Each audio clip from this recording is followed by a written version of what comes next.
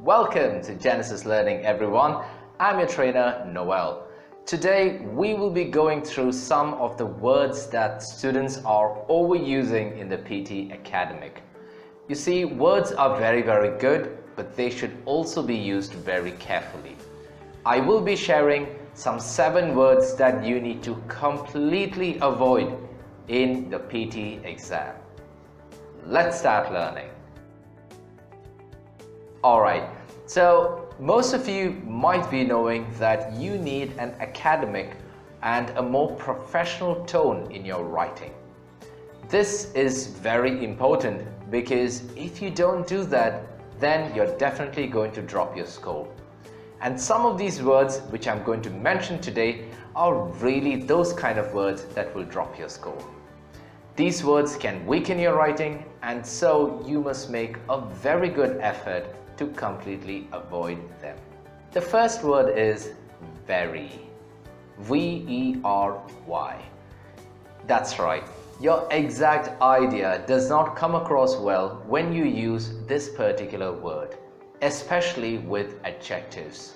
In most of the situations, you end up using this word because you are trying to enhance the meaning or you want to magnify that particular word. Unfortunately, it fails to communicate that particular information. That is why you should completely avoid it.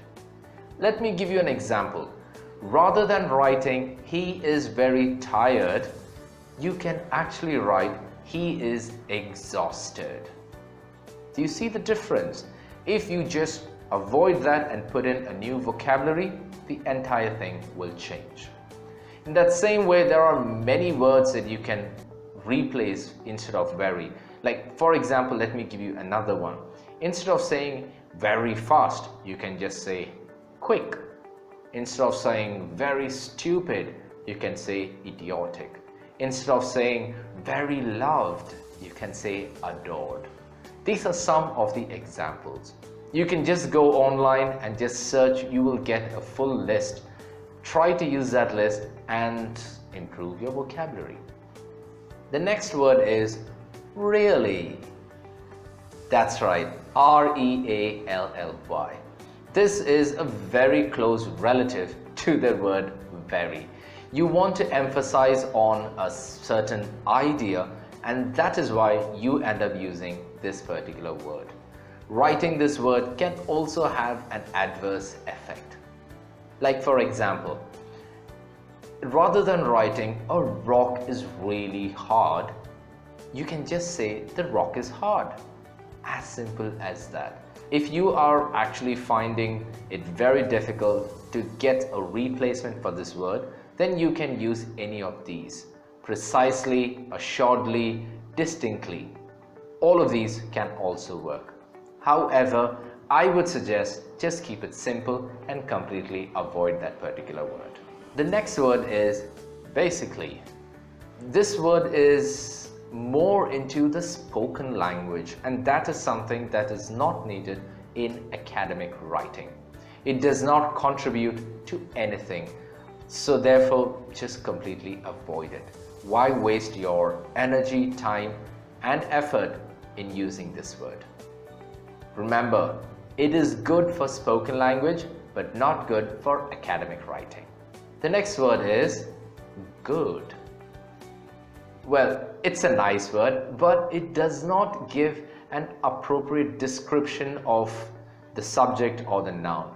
So therefore, I would always recommend to go for something that is a bit more specific.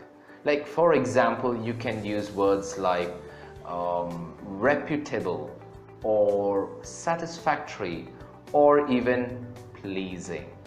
Simple words that you can do, or rather you can use to replace good. The next word is that. It's quite a useful and very commonly used word.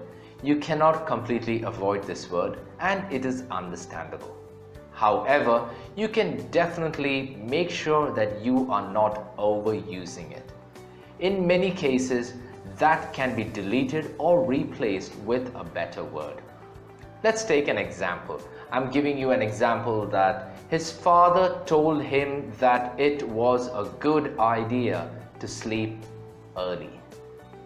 So instead of that, you can say his father told him it was a good idea to sleep early. I've avoided that. It is easier to drop it.